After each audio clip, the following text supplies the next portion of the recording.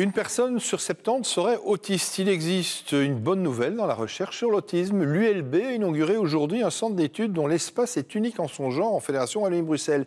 Il recrée un environnement apaisant et adapté pour les personnes qui souffrent de troubles du spectre de l'autisme.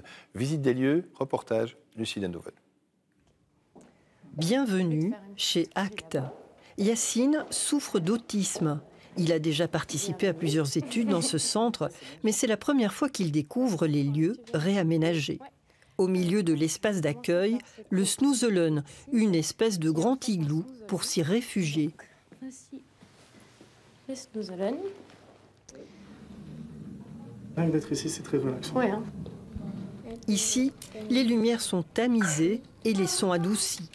Comme la plupart des enfants et adultes atteints de troubles d'autisme, Yacine ne ressent pas son environnement comme nous le ressentons. Imaginez, nous sommes dans une gare.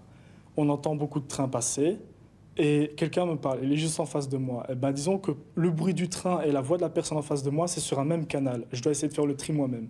Alors que pour la plupart des gens, ça se fait naturellement.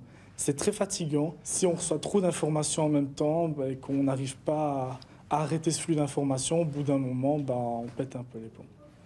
Mais ici, tout invite à l'apaisement et à la concentration.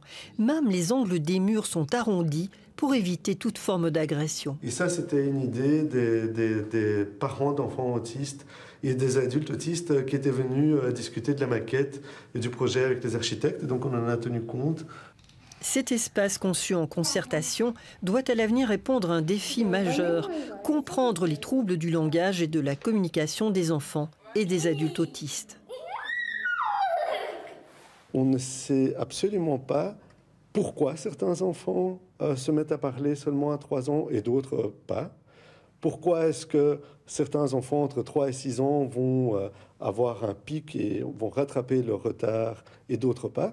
Et donc, c'est vraiment un enjeu crucial, le langage dans l'autisme. Yacine, lui, n'a pas de séquelles de langage apparentes. Par contre, il se sent incompris dans notre société. Où les parents donc, des enfants peuvent...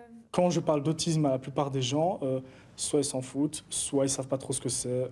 Voilà, quoi. Donc, c'est un peu embêtant parce que les personnes autistes ont beaucoup de potentiel, mais on a aussi beaucoup de besoins particuliers. Ce centre d'accueil et d'études est comme un sésame pour mieux appréhender le monde de l'autisme.